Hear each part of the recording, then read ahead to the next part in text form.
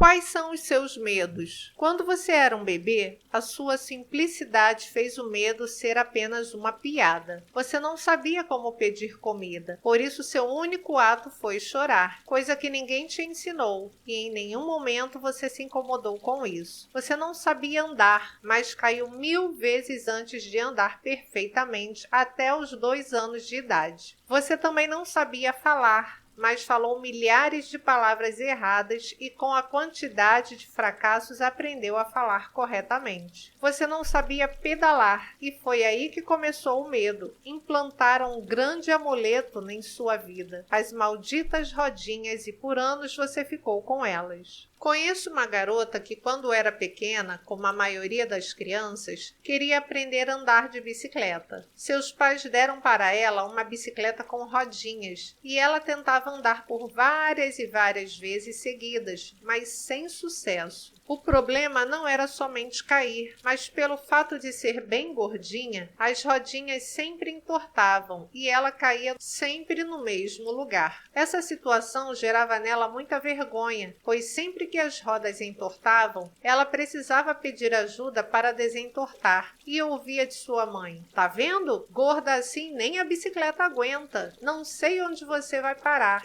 Resumindo, ela desistiu da bicicleta e desistiu de muitas outras coisas. Tentou por vezes desistir da própria vida. Sempre que precisava empregar energia para enfrentar algo, ela desistia. Se tornou uma criança medrosa e posteriormente desenvolveu um quadro grave de síndrome do pânico. Você sabia que uma criança aprende a andar de bicicletas em apenas 2 dias? É só tirar as rodinhas e os pedais. Deixe a criança empurrar a bicicleta para ganhar equilíbrio. Depois de 2 dias, coloque os pedais e a criança pedalará de forma assombrosa. Eu tive a oportunidade de ensinar meu filho mais velho, Lorenzo, de 5 anos, a andar de bicicleta da forma que compartilhei com vocês. Como fiquei alegre em saber que não fui o causador de traumas do meu filho e ele poderá seguir em frente, sempre enfrentando os seus medos e os seus desafios. Sim, eu sei como você deve estar se sentindo agora. Achou que durante tanto tempo estava ajudando seus filhos, quando na verdade imprimiu neles um medo gigantesco. E hoje, se seus filhos forem adultos, pode ser que não consigam andar de bicicleta, como a garota que eu contei na história, e também não consigam muitas outras coisas. Ao final desse livro, você vai dar risadas de como você se manteve bloqueado a coisas que você nunca questionou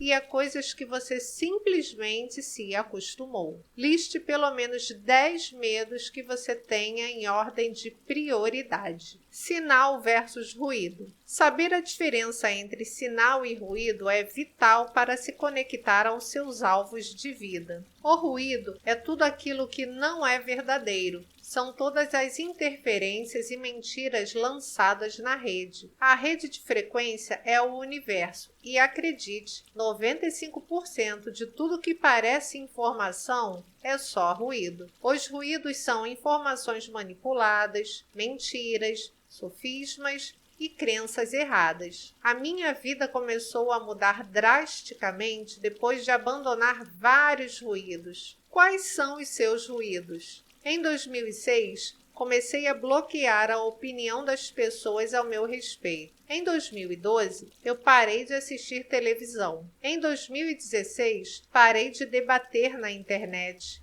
Em 2017, parei de ler qualquer notícia na internet ou jornal impresso. Eu percebi que eu era escravo e não tinha tempo para prosperar, pois eu tinha que ficar repetindo aquilo a semana inteira e debatendo como escravo. Até os dias de hoje, eu me impressiono em ver como as pessoas são obrigadas a falar de assuntos que a mídia manda. Você que é ainda um alienado, precisa conhecer a liberdade. Mate a sua televisão. 95% do que ela transmite é ruído.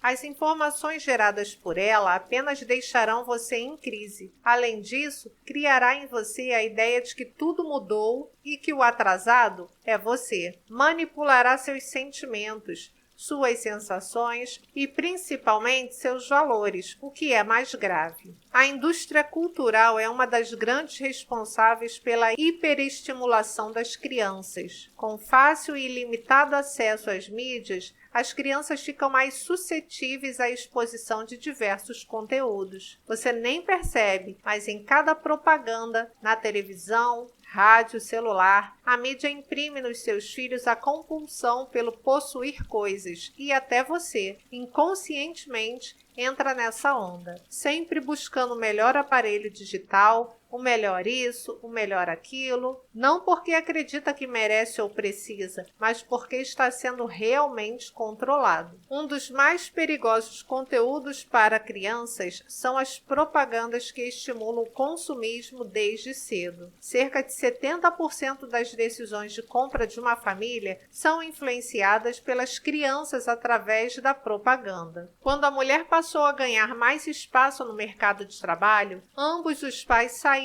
para trabalhar e deixaram as crianças aos cuidados da TV. Hoje, a maioria dos pais terceirizam a criação dos filhos, não somente deixando os filhos na TV, mas através de outras modalidades, como videogames, tablets, smartphones, internet e etc. Qual é o seu compromisso com a geração futura? O que você está deixando como legado, como ensino para os seus filhos? Para muitos pais, é mais fácil distrair crianças com esses aparelhos do que dar atenção depois de um dia estressante de trabalho. E muitos pais ainda usam a desculpa de trabalharem tanto para dar uma vida melhor para os seus filhos. A melhor vida que seus filhos podem ter é estar com os pais. Brinque com os seus filhos. Crie memórias positivas na mente deles. Pais cansados e estressados estão criando filhos hiperativos, hiperestimulados e inquietos. Com esse excesso de atividades e estímulos tecnológicos, as crianças não têm tempo para brincar, para admirar o mundo à sua volta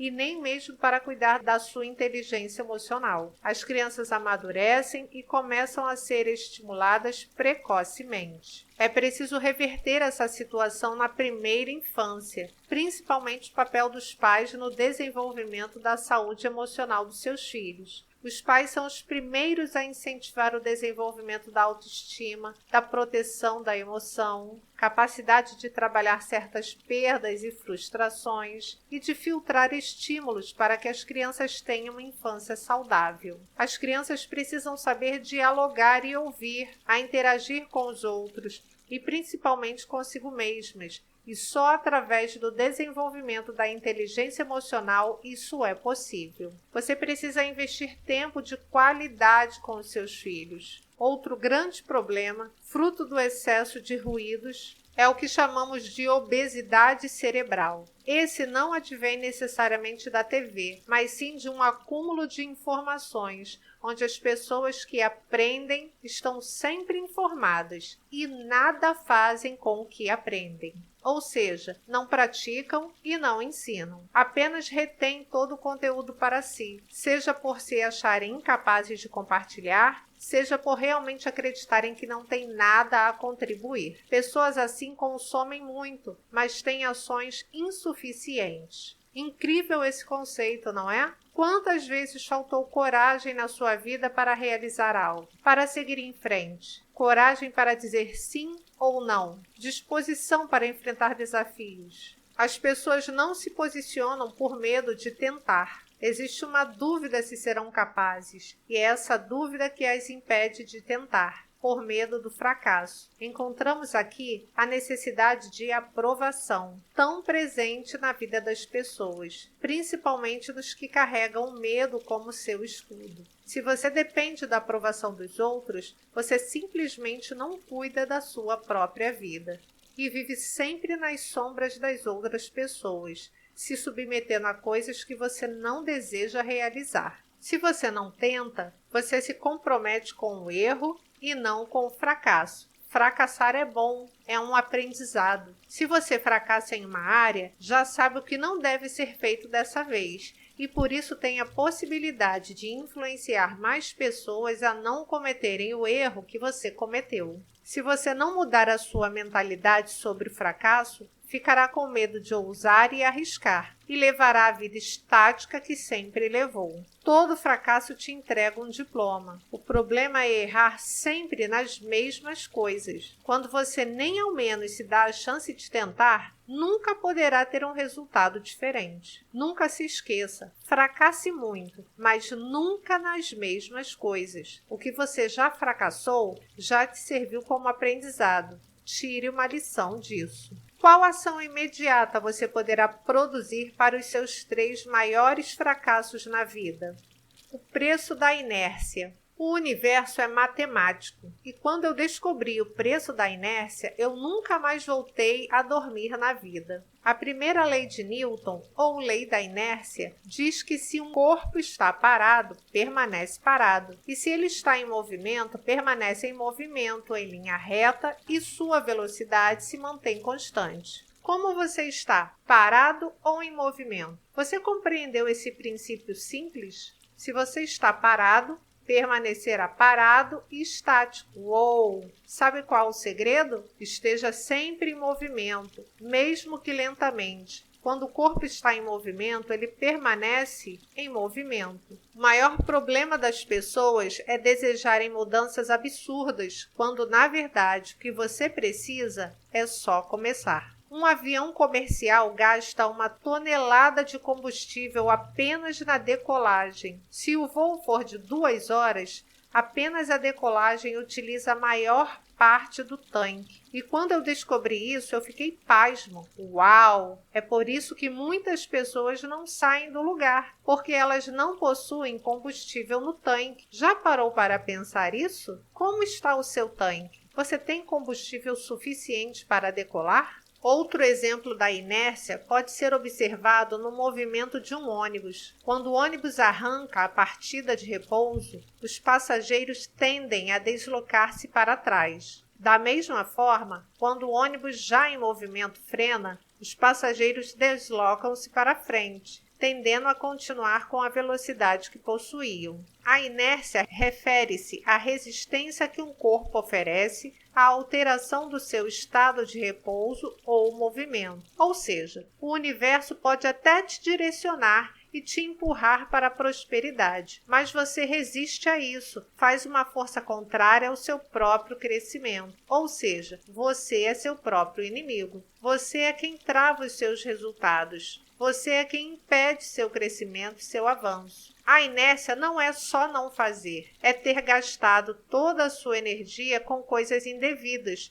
e ficar sem combustível para o que realmente é necessário. Se você está vivendo sem experimentar resultados extraordinários, é porque você exauriu suas energias. Todo e qualquer projeto precisa sair do lugar. Você sabe como é o ciclo de vida de um projeto? Todo projeto é planejado, executado e controlado. Na fase de iniciação, você precisa tomar consciência de todas as informações essenciais, como tempo e custo que afetarão o projeto. Quanto você precisará investir?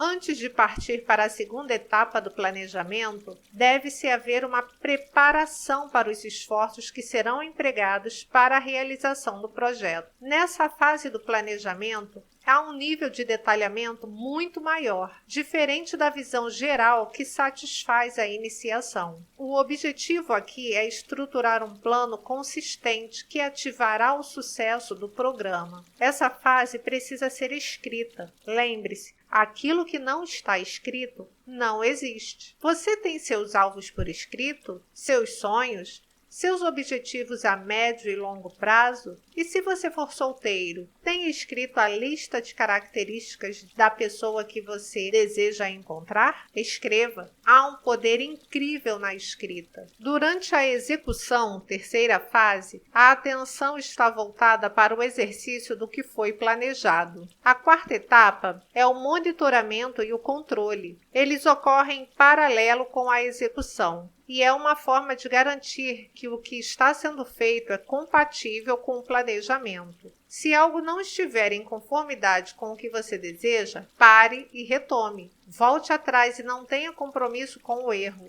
Vejo muitas pessoas insistindo em coisas que jamais darão resultados e conscientes disso, simplesmente porque não querem voltar atrás por terem tomado uma decisão errada. Seja livre para voltar atrás quando a sua escolha não for assertiva. A última etapa é o encerramento, calibragem. Talvez você não compreenda por que estamos falando disso nesse momento, mas o maior projeto que você pode ter é a sua própria vida. Se você não cumprir as etapas, infelizmente não conseguirá alcançar seu estado desejado. Você estava na inércia por não tratar a sua vida como um projeto. Todo bom projeto tem data para acabar e precisa ser escrito. Nunca se esqueça que o maior compromisso da sua vida é com você mesmo. Não brinque com sua vida. Qual projeto você irá desenvolver a fim de sair da inércia nos próximos 15 dias? Escreva abaixo aquilo que queima em seu coração.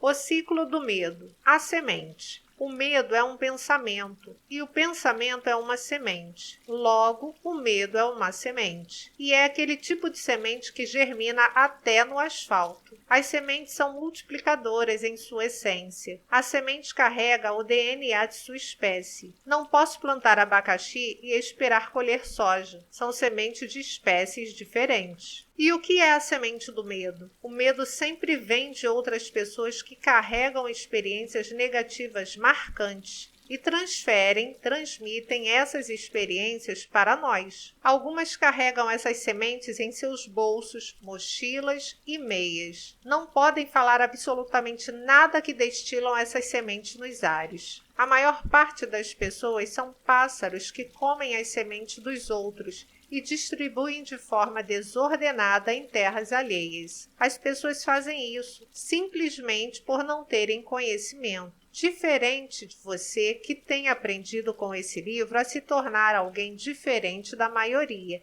e nunca mais andará no efeito manada. A terra fértil é o seu espaço vazio do cérebro, o cenário propício para o medo se alastrar. É quando você mesmo produz as condições necessárias para que o medo se estabeleça e germine dentro de você. O adubo. Os adubos são atos negativos que são produzidos por pensamentos, comportamentos, falas e escritas negativas que potencializam o crescimento dessa semente. Talvez você acredite que isso não fará seu medo crescer, mas à medida que você não produz o agrotóxico, ao contrário, aduba o medo, a tendência é que ele cresça forte e robusto e te domine em todo o tempo. O agrotóxico, a lavoura da sua vida, só pode ser cultivada com qualidade se atacar duramente o medo e, para isso, o principal agrotóxico são as ações positivas de enfrentamento. Isso mesmo, o agrotóxico é a ação multiplicada para reverter o estoque mental desse medo. Entenda, sempre que existe o medo,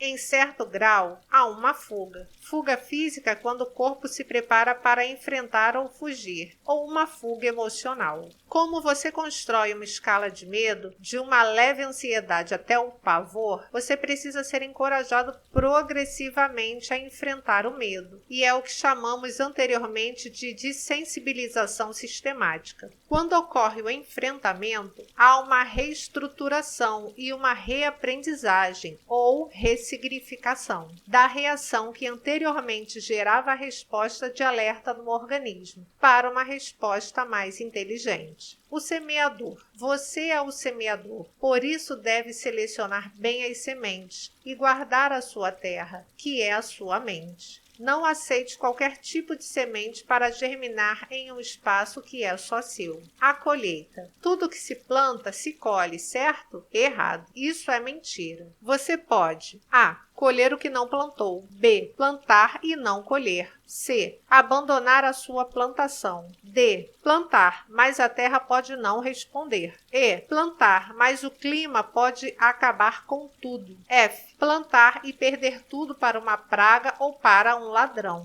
G. Plantar uma semente e a mesma não germinar. H. Plantar tâmara e não colher em vida. Nesse caso, as tâmaras que não são geneticamente modificadas levam entre 80 e 100 anos para produzir os primeiros frutos. Ninguém colhe o que planta. Uma semente de milho pode virar, em média, mais de 1.500 novas sementes em apenas um pé. Agora pense, e se for replantada? Toda semeadura é superada pela colheita. Isso é um princípio. Eu já tive a experiência de plantar uma grande lavoura de milho e o resultado é surpreendente. Quando eu era criança, eu ficava indignado com uma expressão bíblica sobre semeadura que era 100 por 1. Hoje eu experimento proporções muito maiores que essa. Isso é real. Essa vida realmente existe e você até poderia experimentar. O problema é que você atrapalha a si mesmo. Prepare-se, pois ninguém colhe o que planta. Se você plantar medo, colherá bloqueios, infelicidade e derrotas em proporções astronômicas. É isso que você deseja? Pare de plantar aquilo que você não deseja colher. Alienação.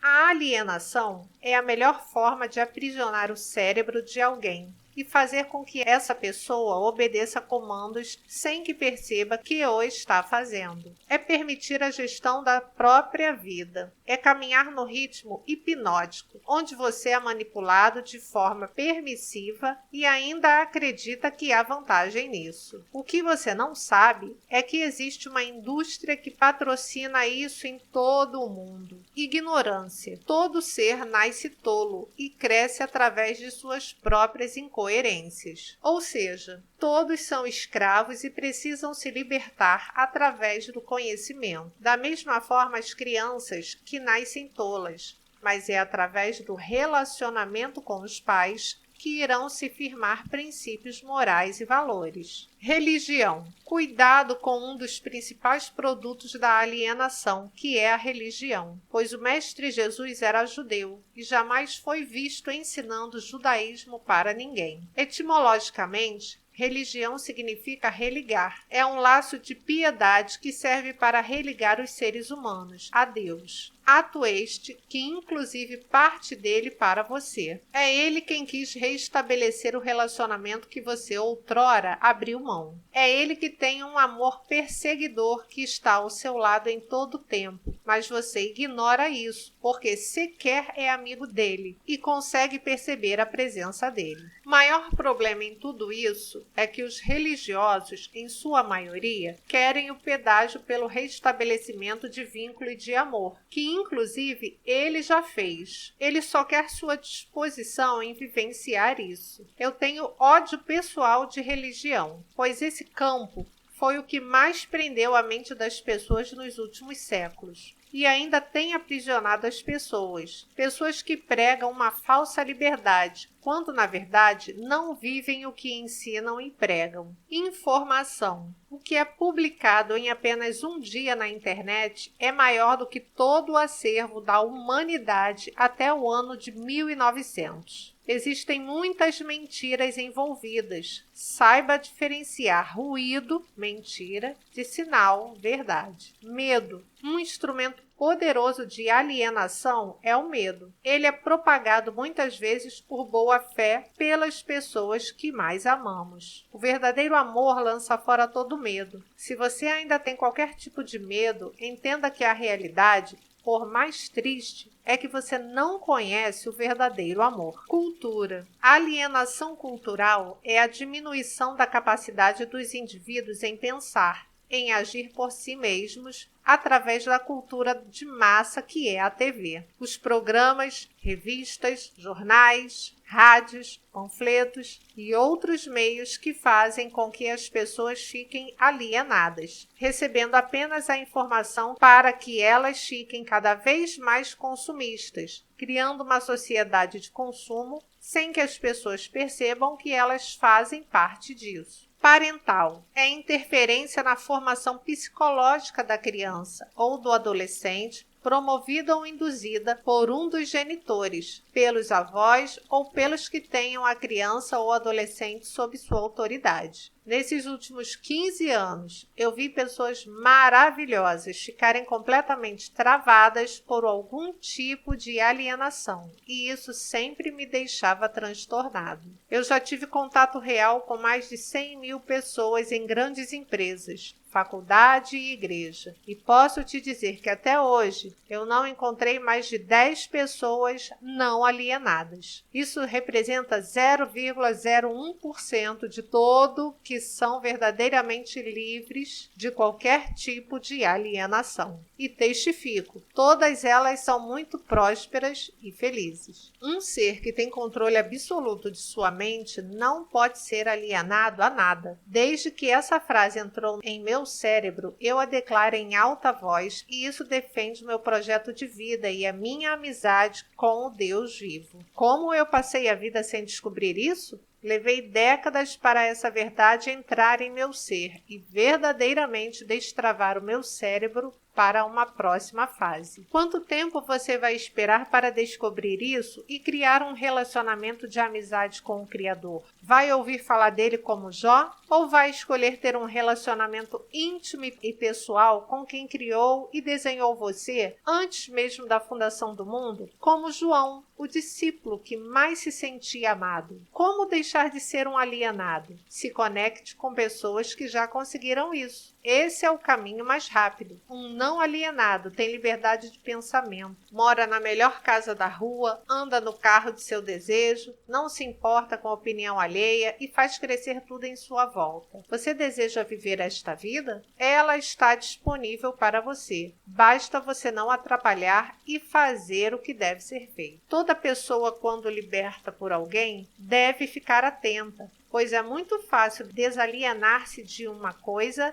e se alienar ao libertador. O seu cérebro não quer pensar sozinho, pois isso consome muita energia. Muitos políticos e religiosos sabem desse poder e utilizam do mesmo para aprisionar a mente das pessoas que não pensam por elas mesmas. Você deseja ser realmente livre disso? Coloque em percentual de 0 a 100% o quanto você se sente alienado nas seguintes áreas da sua vida. 1. Saúde e disposição. 2. Desenvolvimento intelectual. 3. Equilíbrio emocional. 4. Trabalho. 5. Recursos financeiros. 6. Influência no trabalho, network. 7. Família. 8. Relacionamento amoroso. 9. Vida social. 10. Contribuição com o mundo. 11. Plenitude e felicidade. 12. Espiritualidade. Irmãs do medo. Se você obtiver o controle sobre as irmãs do medo, matará a família inteira. Elas existem para abrir o caminho da destruição na sua mente e na sua vida. Inércia. É a irmã mais velha do medo. É quando você gasta toda a sua energia com outras coisas e depois fica sem energia para produzir algo para você. Deixar de fazer o que precisa ser feito aumentará o seu estoque de medo. A pior parte é acreditar que você está fazendo alguma coisa quando na verdade você está se boicotando e se enganando, achando que está fazendo algo, mesmo que aos poucos, quando na verdade você se tornou uma estátua. Lembre-se, um corpo em repouso tende a permanecer em repouso. Movimente-se. Procrastinação é a irmã criminosa. É a verdadeira ladra da sua alma. É o ato de deixar para o último minuto tudo o que precisa ser feito agora. Estabeleça prioridades em suas metas e ações e trabalhe sempre com prazos reais. Gosto muito de usar com a minha equipe a ferramenta VF, ver e fazer. Não deixe para amanhã o que precisa ser feito agora. Pare de se enganar e gastar energia de forma desnecessária. Apenas faça. Desorganização é a irmã desperdiçadora. Segundo o levantamento de uma consultoria norte-americana, uma pessoa desorganizada perde 10% de sua vida por não fazer gestão, ou seja, gasta energia que não será convertida em resultado. Traduzindo, você foi programado para viver 120 anos, levando em consideração boa saúde, bons hábitos e etc. Se você for apenas desorganizado, você perderá 12 anos da sua vida com isso. É assim que você deseja viver? Omissão é a irmã preguiçosa, deixar de fazer algo essencial para alcançar qualquer resultado. Se você sabe que algo precisa ser feito, faça-o agora. Negatividade é a irmã traumatizada, tenta imprimir mais peso do que existe e faz com que as situações pareçam grandes demais. Murmuração é a irmã ingrata. É quando você gasta sua energia com coisas que não te levarão a alcançar seu alvo. É a verdadeira arte de morrer no meio do caminho. Incerteza é a irmã tímida. Por causa dela, você não faz o que deveria fazer e cria dúvidas sobre o que seria se o fizesse. Gasta o seu maior recurso, sua imaginação, com aquilo que não produzirá efeito algum. Se preocupa com coisas que poderão nunca acontecer. Mentira é a irmã desonesta. É quando de alguma forma você obscurece a verdade para ter algum proveito na situação, ainda que seja não fazer aquilo que precisa ser realizado. Está muito ligado ao auto-engano, quando você conta inverdades de forma gourmetizada apenas para se convencer de algo. O auto-engano é o resultado de um processo mental que faz com que você aceite como verdadeiro uma informação tida anteriormente como falsa por você mesmo, em outro momento. Desculpas é a irmã da moda. É aquela que você usa para se sair bem em situações de conflito, mas não passa de uma mentira gourmet, que nem mesmo você acredita. Solidão. A irmã beata. A que fica sozinha e te convence a ficar também. Mente sobre seu estado real emocional. É a irmã que diz que você precisa desse tempo para você, quando na verdade quer te isolar, para que você continue estagnado aonde você sempre esteve. Se o Criador nos fez para sermos seres relacionáveis e principalmente nos relacionarmos com Ele, qual o intuito da solidão? Na verdade, estar só é um pacto que você fez com Lúcifer e ele nem precisa se dedicar tendo gasto de energia com você, pois sua estagnação na solidão já está de bom tamanho para ele. Te ver paralisado já faz parte do plano maligno dele. Crenças limitantes. As crenças são as regras que direcionam sua vida. São as regras pelas quais você vive e direciona o seu comportamento. É o que dita a sua forma de se comportar. Essas regras podem ser libertadoras e positivas e te dar permissão para atingir suas metas e viver os seus valores. Por outro lado, elas também podem ser impedimentos, tornando as suas metas impossíveis ou te levando a acreditar que você não é capaz de obtê-las. Crenças são princípios de ação. Portanto, se você quer saber no que alguém acredita, observe o que essa pessoa faz, não o que ela diz acreditar. Todos os nossos relacionamentos, habilidades e possibilidades são influenciados tanto pelas nossas crenças positivas como pelas negativas. Formamos nossas crenças e nossos medos como resultado de nossas experiências. A partir disso, agimos como se fossem verdades absolutas. Em certo grau, elas funcionam até mesmo como profecias autorrealizáveis, já que aquilo em que eu acredito direcionará minha conduta e meus relacionamentos.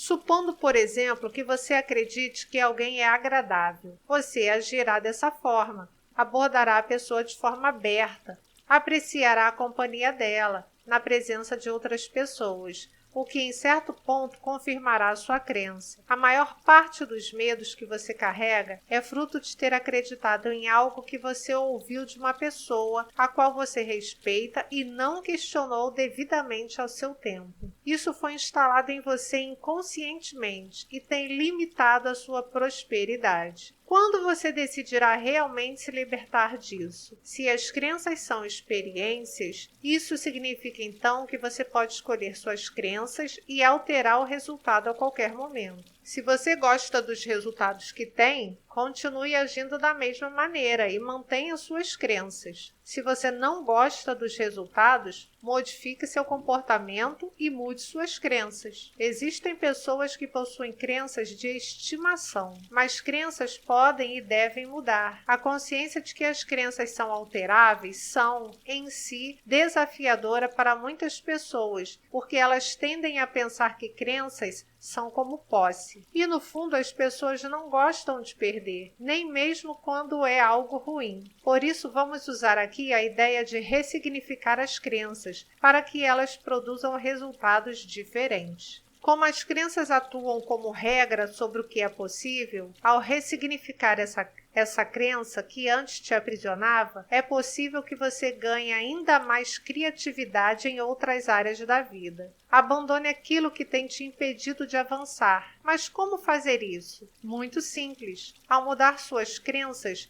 você começará a executar novas ações que não somente solucionam o problema existente, mas levam a novas experiências fora do contexto que antes você se inseria. Qualquer crença negativa, torne-a temporária. Se a crença for positiva, torne-a permanente e definitiva. O seu novo aprendizado está no ato de executar. Se você quer ressignificar uma crença, haja. A mudança se origina na ação e não no conhecimento intelectual. Toda ação resultará em aprendizado. Se você fracassar ao agir, entenda que você está no caminho do aperfeiçoamento. A falha é somente um julgamento sobre um resultado a curto prazo. Ela não determina o final. Você pode tentar outras vezes, mas não cometa os mesmos erros. Você só pode efetivamente falhar quando desiste. Se você ainda está tentando, ainda há possibilidade de sucesso e aprendizado. Se você não tiver todos os recursos necessários, crie-os. Mas lembre-se, você tem o melhor recurso que existe, você mesmo. Mas se você não acreditar nisso, nunca irá avançar. Enquanto você estiver comprometido consigo mesmo, você estará cada vez mais perto do seu sucesso e do seu crescimento. Sempre caminhamos em direção a algo, mesmo que inconscientemente. Estamos sempre em direção a uma meta e nossas ações não são ao acaso. Todos nós temos diferentes experiências, interesses, temperamentos, responsabilidades,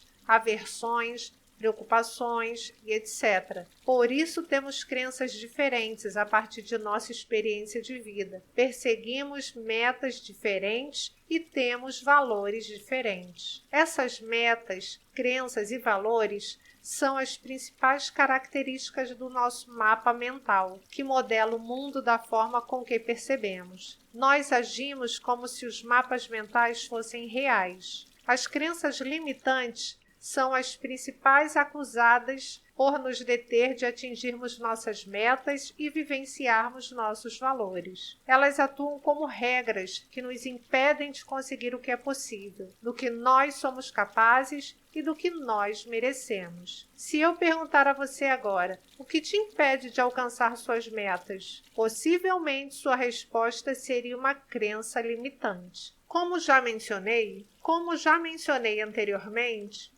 as crenças limitantes provavelmente surgem na infância, quando copiamos nossos pais. E os nossos pais nunca são perfeitos. As opiniões precoces dos nossos pais muitas vezes permanecem ocultas. E nós, quando já adultos, não fazemos muitas vezes um julgamento consciente. Além disso, coletamos crenças limitantes da mídia, de novelas, de telejornais, propagandas. E mais uma vez eu digo para vocês, mate sua televisão. Lembre-se, as crenças somente são verdadeiras se você agir como se elas fossem. Em minha experiência como coach, tenho percebido muitas vezes que simplesmente ser capaz de articular crenças limitantes e ver seus efeitos de forma consciente é suficiente para o cliente mudar sua posição e, consequentemente, sua realidade. Existem crenças que mudam naturalmente no decorrer da vida. Outras recebem reforço positivo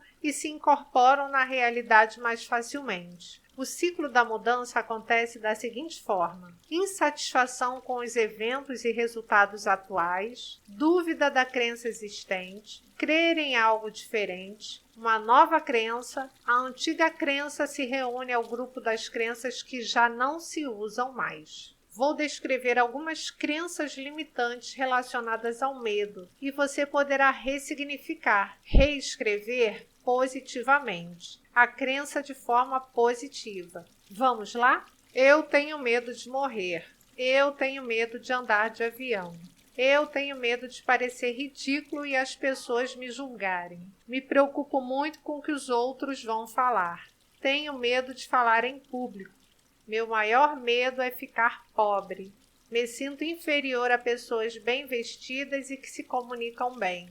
Tenho vergonha de fazer novas amizades. Me sinto um fracassado e sem talento. Sou muito burro para aprender algo novo. Todas as pessoas são melhores e mais talentosas que eu. Nunca vou conseguir crescer na vida. Não quero ser rico. Todo rico é soberbo, desonesto, orgulhoso e metido. Estou destinado a ter essa vida, pois é a mesma vida que meus pais tinham. Não consigo aprender isso. Todas essas crenças acima estão relacionadas a algum tipo de medo. Você tem alguma crença além dessa? Se existir alguma crença que não foi descrita aqui e que você deseja abandonar, escreva. A crença limitante era aquilo que te impedia de prosperar. O seu corpo tem limite, mas a sua mente não. Esse é o maior segredo que você poderá carregar. Por isso, existem coisas que a sua mente alcança quando o seu corpo não pode alcançar, mas em algum momento se tornará realidade, pois você acabou por atrair aquilo para si. Não seja alienado a nada. Não se case com nenhuma das irmãs do medo. Questione tudo e não aceite qualquer coisa só porque você respeita uma pessoa. Respeite a sua vida, sua inteligência e seu crescimento. Ame-se, pois se você não fizer isso por você, ninguém mais fará. Questionar alguém não é desrespeitá-lo, mas sim respeitar-se. É pensar e também se permitir e definitivamente romper com a necessidade de aprovação, visto que a maioria das pessoas que você não quer questionar é porque você a respeita ou a admira. Não se esqueça, pensamentos geram emoções, sentimentos, que geram ações e que geram resultados. Se você quer resultados diferentes, mude suas ações, suas emoções e seus pensamentos. Pensamento não muda pensamento. O que muda pensamento é o movimento ou uma simples ação.